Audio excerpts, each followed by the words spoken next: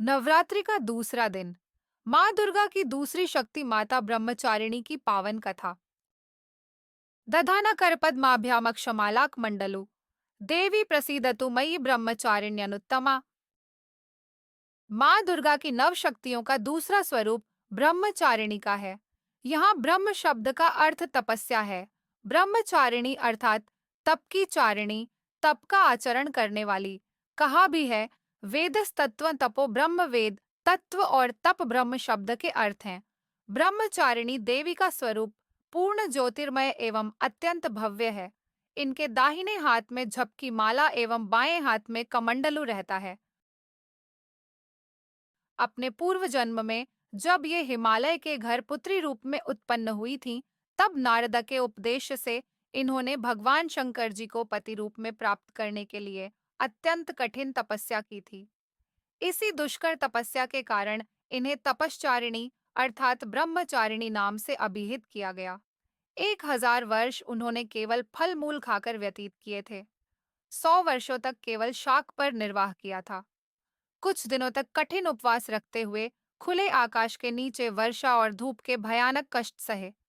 इस कठिन तपश्चर्या के पश्चात 3000 वर्षों तक केवल जमीन पर टूटकर गिरे हुए बेल पत्रों को खाकर वह अहर्निश भगवान शंकर की आराधना करती रहीं। इसके बाद उन्होंने सूखे बेल पत्रों को भी खाना छोड़ दिया। कई हजार वर्षांत तक वह निर्जल और निराहार तपस्या करती रहीं। पत्तों, पर्ण को भी खाना छोड़ देने के कारण उनका एक नाम अपर्णा भी पड़ गया। कई हजार वर्षों की इस कठिन तपस्या के कारण ब्रह्मचारिणी देवी का वह पूर्व जन्म का शरीर एकदम क्षीण हो उठा। वह अत्यंत ही कृशकाय हो गई थीं। उनकी यह दशा देखकर उनकी माता मेना अत्यंत दुखित हो उठी। उन्होंने उन्हें उस कठिन तपस्या से विरत करने के लिए आवाज दी। "ओ माँ, अरे नहीं, ओ नहीं।" तब से देवी ब्रह्मचारिणी का पूर्व जन्म का एक नाम उमा भी पड़ गया था। उनकी इस तपस्या से तीनों लोकों में हाहाकार मच गया। देवता, आर्षि, सिद्धगण, मुनि सभी ब्रह्मचारिणी देवी की इस तपस्या को अभूतपूर्व पुण्यकृत्य बताते हुए उनकी सराहना करने लगे। अंत में पितामह ब्रह्मा जी ने आकाशवाणी के द्वारा उन्हें संबोधित करते हुए प्रसन्न स्वरों में कहा, हे देवी, आज तक किसी ने ऐसी कठोर तपस्या नहीं की थी। ऐसी तपस्या तुम्ही से संभव थी। तुम्हारे इस अलौकिक कृत्य की चतुर्दिक सराहना हो रही है।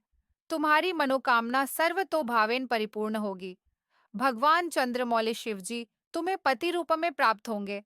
अब तुम तपस्या से विरत होकर घर लौट जाओ। शीघ्र ही तुम्हारे पिता तुम्हें बुलाने आ रहे हैं।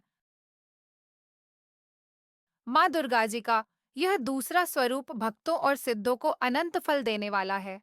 इनकी उपासना से मनुष्य में तप, त्याग, वैराग्य, सदाचार, संयम की वृद्धि होती है। जीवन के कठिन संघर्षों में भी उसका मन कर्तव्य पथ से विचलित नहीं होता। माँ ब्रह्मचारिणी देवी की कृपा से उसे सर्वत्र सिद्धि और विजय की प्राप्ति होती है। दुर्गा पूजा के दूसरे दिन इन्हीं के स्वरूप की उपासना की जाती है। इस दिन साधक का मन स्वाधिष्ठान चक्र में स्थित होता है। इस चक्र में अवस्थित मन वाला योगी उनकी कृपा और भक्ति प्राप्त करता है।